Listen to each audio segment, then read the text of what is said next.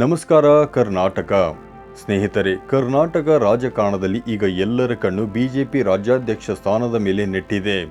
BY Vijendra ಅವರ ನಾಯಕತ್ವದಲ್ಲಿ ಪಕ್ಷ ಮುನ್ನಡೆಯುತ್ತಿದ್ದರೂ ತೆರೆಯ ಮರೆಯಲ್ಲಿ ದೊಡ್ಡ ಮಟ್ಟದ ಬದಲಾವಣೆಯ ಗಾಳಿ ಬೀಸುತ್ತಿದೆ. ಸಾಮಾನ್ಯವಾಗಿ ರಾಜ್ಯಾಧ್ಯಕ್ಷರ ಬದಲಾವಣೆ ಎಂದರೆ ಘಟಾನುಘಟಿಗಳ ಹೆಸರು ಕೇಳಿಬರುವುದು ಸಹಜ. ಆದರೆ ಈಗ ಒಂದು ಆಶ್ಚರ್ಯಕರ ಹೆಸರು ಮುನ್ನೆಲೆಗೆ ಬಂದಿದೆ. ಅದು ಮತ್ಯಾರೂ ಅಲ್ಲ, ಬಳ್ಳಾರಿಯ ಗಣಿ ವಾಲ್ಮೀಕಿ ಸಮುದಾಯದ ಪ್ರಬಲ ನಾಯಕ ಬಿ ಶ್ರೀರಾಮುಲು ಅವರದ್ದು. ಶ್ರೀರಾಮುಲು ಅವರು ಕೇವಲ ಆಕಾಂಕ್ಷಿಯಲ್ಲ, ಈ ಬಾರಿ ಅಧ್ಯಕ್ಷ ಸ್ಥಾನ ಪಡೆಯಲೇಬೇಕು ಎಂಬ ಹಠಕ್ಕೆ ಬಿದ್ದಂತೆ ಕಾಣುತ್ತಿದ್ದಾರೆ.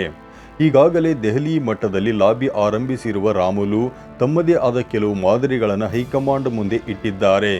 ನವೆಂಬರ್ನಲ್ಲಿ ವಿಜೇಂದ್ರ ಅವರ ಅಧಿಕಾರಾವಧಿ ಮುಕ್ತಾಯವಾಗಲಿದ್ದು, ನಂತರದ ಉತ್ತರಾಧಿಕಾರಿ ಯಾರು ಎಂಬ ಪ್ರಶ್ನೆಗೆ ಶ್ರೀರಾಮುಲು ತಾನೇ ಉತ್ತರ ಎಂದು ಸಾರಲು ಹೊರಟಿದ್ದಾರೆ.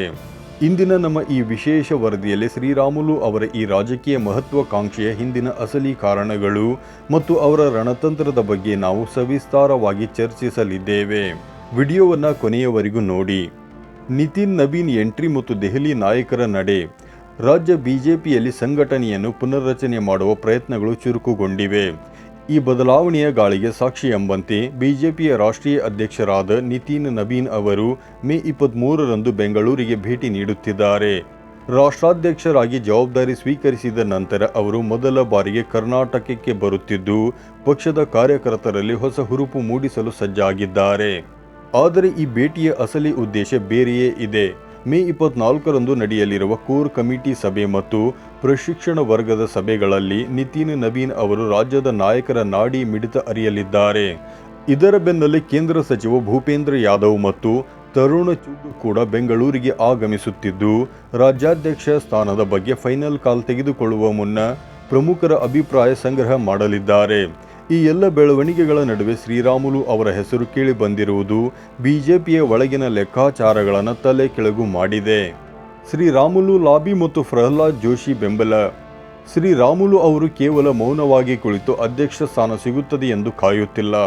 ಬದಲಿಗೆ ಅತ್ಯಂತ ವ್ಯವಸ್ಥಿತವಾಗಿ ಲಾಬಿ ಆರಂಭಿಸಿದ್ದಾರೆ. ಮೂಲಗಳ ಪ್ರಕಾರ ಶ್ರೀರಾಮುಲು ಅವರು ಕೇಂದ್ರ ಸಚಿವ ಪ್ರಹ್ಲಾದ್ ಜೋಶಿ ಅವರ ಮೂಲಕ ಹೈಕಮಾಂಡ್ ಮೇಲೆ ಒತ್ತಡ ಹೇರುತ್ತಿದ್ದಾರೆ. ಜೋಶಿ ಅವರಂತಹ ಪ್ರಭಾವಿ ನಾಯಕರ ಬೆಂಬಲ ರಾಮುಲು ಅವರಿಗೆ ಸಿಕ್ಕಿರುವುದು ವಿಜೇಂದ್ರ ಬಣಕ್ಕೆ ದೊಡ್ಡ ಟಕ್ಕರ್ ನೀಡುವ ಮುನ್ಸೂಚನೆಯಾಗಿದೆ. ಇನ್ನು ಶ್ರೀರಾಮುಲು ಅವರ ವಾದವೇನು ಗೊತ್ತಾ? ನಾನು ಬಹುಸಂಖ್ಯಾತ ST ಸಮುದಾಯದ ಪ್ರಬಲ ನಾಯಕ. ನನಗೆ ಅಧ್ಯಕ್ಷ ಸ್ಥಾನ ನೀಡಿದರೆ ಇಡೀ ಸಮುದಾಯ ಬಿಜೆಪಿಯ ಬೆಂಬಲಕ್ಕೆ ನಿಲ್ಲಲಿದೆ ಎಂಬುದು ಅವರ ನೇರ ಸಂದೇಶ.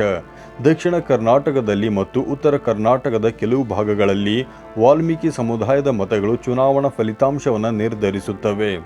ಇದನ್ನು ಮನಗಂಡಿರುವ ರಾಮುಲು ಜಾತಿ ಮತ್ತು ಮತಬಲದ ಅಸ್ತ್ರವನ್ನು ಹೈಕಮಾಂಡ್ ಮುಂದೆ ಇಟ್ಟಿದ್ದಾರೆ. ಕಾಂಗ್ರೆಸ್ನ ವೈಫಲ್ಯ ಮತ್ತು ST ಮತಗಳ ಗಣಿತ. ಶ್ರೀರಾಮುಲು ಅವರು ಈಗಲೇ ಯಾಕೆ ಈ ಒತ್ತಡ ಹೇರುತ್ತಿದ್ದಾರೆ ಎನ್ನುವುದಕ್ಕೆ ಬಲವಾದ ಕಾರಣವಿದೆ. ಪ್ರಸ್ತುತ ಕಾಂಗ್ರೆಸ್ ಸರ್ಕಾರದಲ್ಲಿ ವಾಲ್ಮೀಕಿ ಅಭಿವೃದ್ಧಿ ನಿಗಮದ ಹಗರಣ ದೊಡ್ಡ ಮಟ್ಟದಲ್ಲಿ ಸದ್ದು ಮಾಡುತ್ತಿದೆ. ಕಾಂಗ್ರೆಸ್ ಇಬ್ಬರು ವಾಲ್ಮೀಕಿ ಸಮುದಾಯದ ಸಚಿವರಿಗೆ ಕೋಕ್ ನೀಡಿದೆ ಎಂಬ ಚರ್ಚೆಯೂ ಇದೆ. ಇದರಿಂದಾಗಿ ST ಸಮುದಾಯದಲ್ಲಿ ಕಾಂಗ್ರೆಸ್ ವಿರುದ್ಧ ಅಸಮಾಧಾನ ಮೂಡಿದೆ ಎನ್ನುತ್ತಾರೆ ರಾಮುಲು. ಕಾಂಗ್ರೆಸ್ನಿಂದ ಬೇಸತ್ತಿರುವ ST ಸಮುದಾಯದ ಮತಗಳನ್ನು ಬಿಜೆಪಿಯ ಕಡೆಗೆ ಸೆಳೆಯಲು ನಾನು ಸಮರ್ಥನಿದ್ದೇನೆ ಎಂಬುದು ಶ್ರೀರಾಮುಲು ಅವರ ಗ್ಯಾರಂಟಿ. ವಿಜೇಂದ್ರ ಅವರು ಲಿಂಗಾಯತ ಸಮುದಾಯವನ್ನು ಪ್ರತಿನಿಧಿಸಿದರೆ ಶ್ರೀರಾಮುಲು ಅವರಿಗೆ ಮನ್ನಣೆ ನೀಡುವ ಮೂಲಕ ಪಕ್ಷವು ಸಾಮಾಜಿಕ ನ್ಯಾಯ ಕಾಪಾಡಿದಂತೆ ಆಗುತ್ತದೆ ಎಂಬುದು ಅವರ ಬೆಂಬಲಿಗರ ವಾದ. ಮೇ 25ರಂದು ಹೊಸ ರಾಜ್ಯಾಧ್ಯಕ್ಷರ ಘೋಷಣೆಯಾಗುವ ಸಾಧ್ಯತೆ ಇದೆ ಎಂಬ ಗುಸುಗುಸು ಕೂಡ ಪಕ್ಷದ ಪಡಸಾಲೆಗಳಲ್ಲಿ ಕೇಳಿ ಬರುತ್ತಿದೆ. ಕಾಂಪಿಟೇಷನ್ ಮತ್ತು ಕೋರ್ ಕಮಿಟಿ ರೀಶಫಲ್. ಆದರೆ ಶ್ರೀರಾಮುಲು ಅವರ ಹಾದಿ ಅಷ್ಟು ಸುಲಭವಿಲ್ಲ. ಅಧ್ಯಕ್ಷ ಸ್ಥಾನದ ರೇಸ್ನಲ್ಲಿ ಘಟಾನುಘಟಿಗಳ ಪಟ್ಟಿಯೇ ಇದೆ. ಕೇಂದ್ರ ಸಚಿವರಾದ ವಿ ಸೋಮಣ್ಣ, ಶೋಭಾ ಕರಂದ್ಲಾಜೆ ಮತ್ತು ಶಾಸಕ ಸುನೀಲ್ ಕುಮಾರ್ ಅವರ ಹೆಸರುಗಳು ಕೂಡ ರೇಸ್ನಲ್ಲಿವೆ. ಇದರ ಜೊತೆಗೆ ಅರವಿಂದ್ ಬೆಲ್ಲದ್ ಮತ್ತು ಕುಮಾರ್ ಬಂಗಾರಪ್ಪ ಅವರ ಹೆಸರು ಚರ್ಚೆಯಲ್ಲಿದೆ. ಮತ್ತೊಂದೆಡೆ ಬಿಜೆಪಿಯ ಕೋರ್ ಕಮಿಟಿ ಕೂಡ ಪುನರ್ರಚನೆಯಾಗುವ ಸಾಧ್ಯತೆ ದಟ್ಟವಾಗಿದೆ. ಜಗದೀಶ್ ಶೆಟ್ಟರ್ ಅವರು ಈ ಕಮಿಟಿಗೆ ಸೇರಲು ಉತ್ಸುಕರಾಗಿದ್ದಾರೆ. ಹೈಕಮಾಂಡ್ ಕೇವಲ ಒಬ್ಬ ವ್ಯಕ್ತಿಯನ್ನು ನೋಡುವುದಿಲ್ಲ, ಬದಲಿಗೆ ಇಡೀ ಕೋರ್ ಕಮಿಟಿಯ ಸಮತೋಲನವನ್ನು ನೋಡುತ್ತದೆ. ವಿಜೇಂದ್ರ ಅವರಿಗೆ ಸಂಘ ಪರಿವಾರದಲ್ಲಿ ಮತ್ತು ಮಠಾಧೀಶರಲ್ಲಿ ಸಾಫ್ಟ್ ಕಾರ್ನರ್ ಇದೆ ಎಂಬುದು ಕೂಡ ಶ್ರೀರಾಮುಲು ಅವರಿಗೆ ಎದುರಾಗಿರುವ ದೊಡ್ಡ ಸವಾಲು. ಒಟ್ಟಾರೆಯಾಗಿ ಹೇಳುವುದಾದರೆ ಶ್ರೀರಾಮುಲು ಅವರು ತಮ್ಮ ರಾಜಕೀಯ ಭವಿಷ್ಯದ ಅತಿದೊಡ್ಡ ಪಂದ್ಯವನ್ನು ಆಡುತ್ತಿದ್ದಾರೆ. ಒಂದು ಕಾಲದಲ್ಲಿ BS ಯಡಿಯೂರಪ್ಪ ಅವರ ನಂತರ ಪ್ರಬಲ ನಾಯಕರಾಗಿ ಬೆಳೆದಿದ್ದ ರಾಮುಲು ಈಗ ತಮ್ಮ ಹಳೆಯ ಗತ್ತನ ಮರಳಿ ಪಡೆಯಲು ಪ್ರಯತ್ನಿಸುತ್ತಿದ್ದಾರೆ.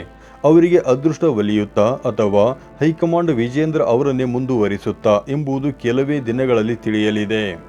ವೀಕ್ಷಕರೇ, ನಿಮ್ಮ ಪ್ರಕಾರ ಕರ್ನಾಟಕ ಬಿಜೆಪಿಗೆ ಶ್ರೀರಾಮುಲು ಅವರಂತಹ ST ನಾಯಕ ರಾಜ್ಯಾಧ್ಯಕ್ಷರಾಗುವುದು ಅವಶ್ಯಕವೇ ಅಥವಾ ವಿಜೇಂದ್ರ ಅವರೇ ಮುಂದುವರಿಯಬೇಕೇ? ನಿಮ್ಮ ಅನಿಸಿಕೆಯನ್ನು ಕಮೆಂಟ್ ಬಾಕ್ಸ್ನಲ್ಲಿ ಹಂಚಿಕೊಳ್ಳಿ. ಇಂತಹ ಮತ್ತಷ್ಟು ರಾಜಕೀಯ ವಿಶ್ಲೇಷಣೆಗಳಿಗಾಗಿ ನಮ್ಮ ಚಾನಲ್ ಅನ್ನು ಸಬ್ಸ್ಕ್ರೈಬ್ ಮಾಡಿ. ಧನ್ಯವಾದಗಳು.